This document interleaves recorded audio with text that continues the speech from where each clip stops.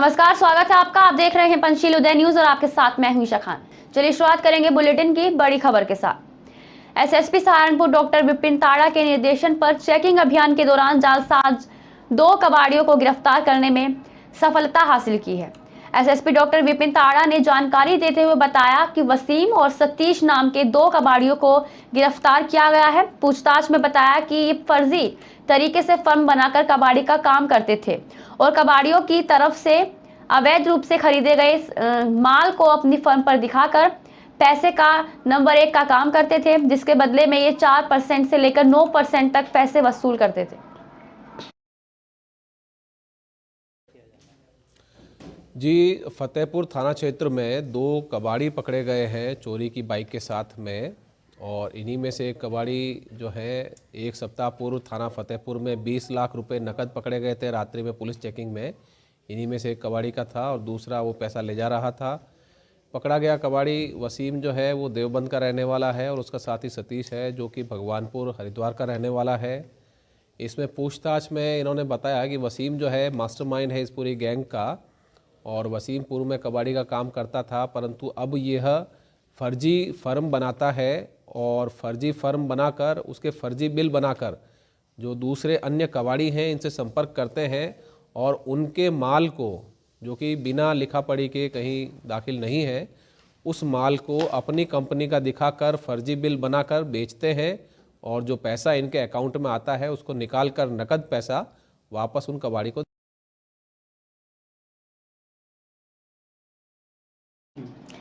वृंदावन के श्री बांके बिहारी मंदिर में बड़ी संख्या में भक्त पहुंचे। मंदिर परिसर में भीड़ के दबाव में किशोरी और महिला बेहोश हो गई। ये देख मंदिर में तैनात स्वास्थ्य कर्मियों ने दोनों को प्राथमिक उपचार दिया। राजभोग आरती के बाद मंदिर के पट खुले तो कतार में खड़े श्रद्धालुओं के सब्र जवाब दे गया। दर्शन का कम समय होने के कारण श्रद्धालु मंदिर की ओर दौड़ पड़े और भीड़ को संभालने में पुलिस और सुरक्षा कर्मियों को खासी मशक्कत करनी पड़ी।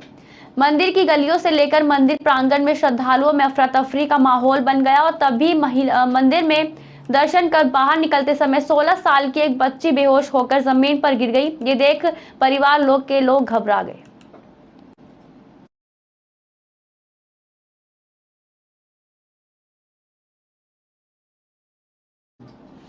एसआई भर्ती परीक्षा 2020-21 में बड़ा फर्जीवाड़ा सामने आया।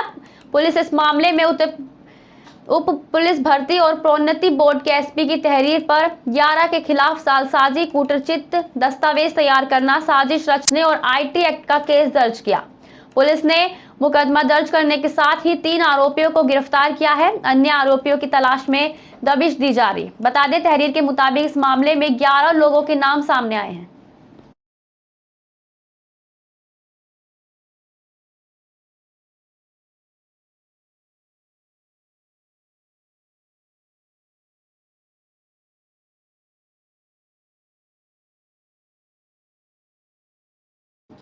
पंजाब सरकार ने सुप्रीम कोर्ट में हल्फनामा दायर करके अपनी आबकारी नीति पर सफाई देते हुए कहा कि ये विभाग अवैध शराब के निर्माताओं और विक्रेताओं के खिलाफ नियमित रूप से अभियान चलाता है। इसके अलावा प्रदेश सरकार राज्य के आबकारी विभाग में खाली पड़े सभी पदों को भरने के लिए उपाय कर रही है, लेकिन सुप्रीम कोर्ट ने पंजाब सरकार को अवैध शराब पर तत्काल कड़े कदम उठाने का निर्देश दिया। सुप्रीम कोर्ट ने पंजाब सरकार का ध्यान बिहार के सारण में हुई घटना का जिक्र किया, जिसमें जहरीली शराब पीने से 39 लोगों की मौत हो चुकी है।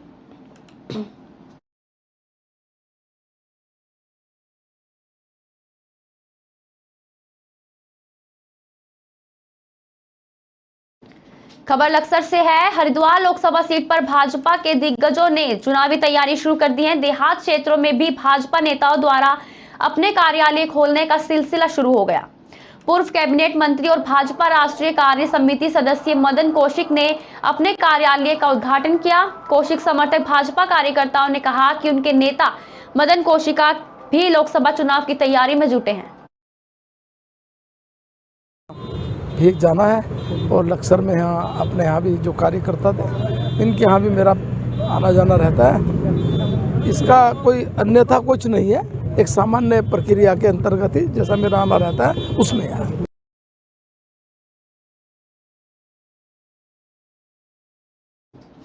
उत्तराखंड के बीजेपी प्रदेश कार्यकारिणी सदस्य और समाज सेवी ऑल इंडिया जर्नलिस्ट हरिद्वार जिला इकाई के सचिव नरेश तोमर को बुके और माला डालकर सम्मानित किया गया। साथ ही कहा कि नरेश तोमर का सम्मान करना स्वाभाविक है। जिस तरह 36 घंटे पहले से एक 8 महीने के बच्चे का अपहरण हुआ था, जिसमें पुलिस चारों तरफ तलाश कर रही थी, लेकिन पुलिस के हाथ खाली थे, वहीं पत्रकार नरेश तोमर के सूत्र और उनकी सूझबूझ से 8 महीने के बच्चे को बरामद करने में, इस गिरोह का पर्दाफाश करने में पुलिस की सहायता की।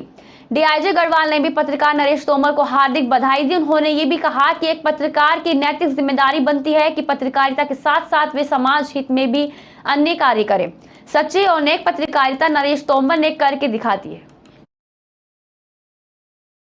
भाई नरेश तोमर जी ने तत्परता दिखाते हुए एक बहुत छोटा बच्चा जिसको कि उसके घर से उठा लिया गया था षड्यंत्र पूर्वक, और पुलिस प्रशासन द्वारा सभी के द्वारा बड़ी भागादौड़ी हो रही थी। उसके माँ बाप बहुत परेशान थे, और नरेश जी ने जिस तरह से तत्परता दिखाते हुए खुद इस चीज का संज्ञान लिया, उसके बाद खुद ये वहां तक पहुंचे और इन्होंने महिलाओं से बात कर उस बच्चे को पकड़ाने में बहुत एक कहते हैं कि महती भूमिका निभाई।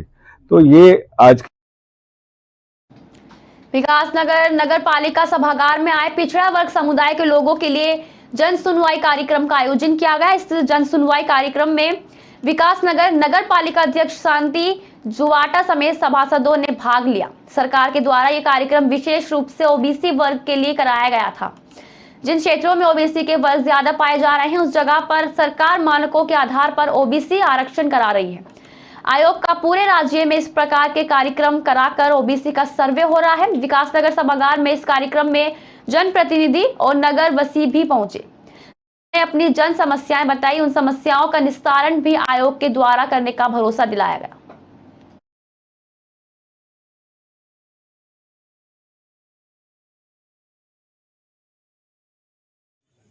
आयोग के रूप में जो ईओ हैं और जो हमारे ब्लॉक प्रमुख या डीपीआरओ वगैरह जो अधिकारी हैं, जनप्रतिनिधि हैं, इन लोगों को आमंत्रित किया गया था। इसलिए किया गया था ताकि अधिक से अधिक जन सहभागिता इस आंकड़े में जो हम आंकड़े इकट्ठे कर रहे हैं उसमें जो है इनकी रहे और गलती की संभावनाएं कम से कम रहे।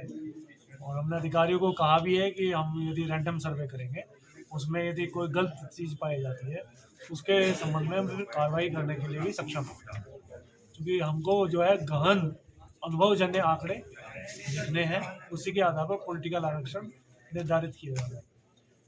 राज्य सरकार जो जन सुनवाई कार्यक्रम है, ये ओबीसी के आरक्षण का जो स्थानीय निकाय हैं, चाहे वो नगर पालिका है, चाहे महानगर पालिका है, पंचायतें हैं, उसके आरक्षण का निर्धारण करना है आयोग को।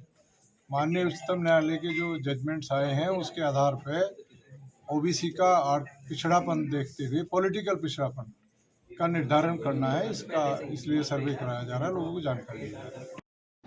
खबर लालकुआ से है, जहां में दर्जनों दुग्ध उत्पादकों ने दूध संघ परिसर में धरना प्रदर्शन कर जमकर हंगामा काटा। करीब 3 घंटे तक चला हंगामा। बता दें कि आज लालकुआ नैनीताल दुग्ध संघ परिसर में युवा भाजपा नेता बलवंत संभल के नेतृत्व में पहुंचे। इस दौरान प्रदर्शनकारियों का आरोप है कि दुग्ध संघ की कंपनी द्वारा जो पशु आहार उन्हें दिया जा रहा है वे मानकों से कम मिल रहा है। उन्होंने दुग्ध संघ लालकुआ पर गंभीर आरोप लगाते हुए कहा कि दुग्ध संघ के मैनेजमेंट ने पिछली कंपनी को फर्जी तरीके से ब्लैकलिस्ट कर बाहर कर दिया। उन्होंने कहा कि कई बार दुग्ध संघ प्रशासन को इसकी शिकायत की, लेकिन आज तक कंपनी के खिलाफ कोई कार्रवाई नहीं की गई। पैकेट्स आए हैं, ये देहरादून से मंगाए गए हैं। इसके पहले जितने साइलेज दिए गए जो मेरे नॉलेज में है वो हमारे आंचल कैटल फीड से दिए गए। तो इसका जो भी वेट कम है, मैं सभी अपने सम्मानित उत्पादकों से अनुरोध करूंगा कि जितना वेट है उतने ही वेट का पैसा लिया जाएगा और उतना ही पैसा उनको भुगतान करें। हाँ, इस पे एक जांच कमेटी मैंने गठित कर दी है, जांच होगी या जो भी इसमें दोषी होगा उसके ऊपर कार्रवाई किया जाएगी। की कमी के कारण यहाँ पे दुग्ध उत्पादक जितने भी हैं उन्होंने एप्लीकेशनें लगाई और दुग्ध संघ ने हमें चारा उपलब्ध कराया, और हम पिछले 2 वर्षों से यहाँ से चारा सैलेज के रूप में हमारे पास आ रहा है, और इसमें अभी हमने इसकी तोल की तो इसमें घटतौली पाई गई। इसके संबंध में हमने दुग्ध संघ पे कम से कम 2 घंटा इंतजार किया। उसके बाद जीएम साहब बड़ी रिक्वेस्ट के बाद पहुँचे हैं तो उनने हमारे विषय को सुना और उनने बोला कि हमने बोला पैकेट चेक कर लीजिए एक बार, जिसमें 98 kg वेट लिखा है, उस पर कम से कम 10 से 12 kg कम पाया जा रहा है। और हमने जीएम साहब से बोला कि जब इसको चेक कीजिए, तो बोले हमें सब पता है और उस ठेकेदार को ब्लैक लिस्ट करेंगे। ग्राम पीपलकोटा का शासकीय अस्पताल मूलभूत स्वास्थ्य संबंधित सेवाओं से भी वंचित है। अस्पताल के चारों ओर मंडरा रही गंदगी और असामाजिक तत्वों का जमावड़ा कहीं न कहीं प्रशासनिक व्यवस्थाओं को चुनौती दे रहा है। अस्पताल में फर्नीचर सहित कई अवस्थाएं देखने को मिली। सप्ताह में एक बार एएनएम का आ जाती है और दिनों में ताला लगा हुआ रहता है। प्रसव पीड़ित महिलाओं को की जिला अस्पताल या सतवास रेफर कर दिया जाता है। कन्नौज के ग्राम पीपलकोटा में इस समय आप देख रहे हैं ये उप स्वास्थ्य केंद्र, जो बहुत ही बुरी स्थिति में, यहाँ पे डॉक्टर का अता पता नहीं है। कई बार शासन प्रशासन को, स्वास्थ्य मंत्री जी को, यहाँ तक कि सांसद महोदय तक को हमने यहाँ से ज्ञापन दिया है कि हमारे गांव में डॉक्टर की व्यवस्था की जाए, परंतु अभी तक कोई भी इसका निराकरण नहीं लगा है। लगभग 10 से 12 साल से यहाँ पे कोई भी डॉक्टर नहीं आया है। यहाँ आसपास 10 से 15 गाँव लगते हैं इस गाँव से, जहाँ से सारे लोग इस गांव से जुड़े हुए हैं, लेकिन यहाँ पे स्वास्थ्य सेवाएं पूरी तरह से बदहाल है। हम शासन प्रशासन से सभी पीपलकोटा के ग्रामीण जन मांग करते हैं कि पीपलकोटा में डॉक्टर की व्यवस्था की जाए। आज के लिए बस इतना ही। देखते रहिए पंचशील उदय न्यूज।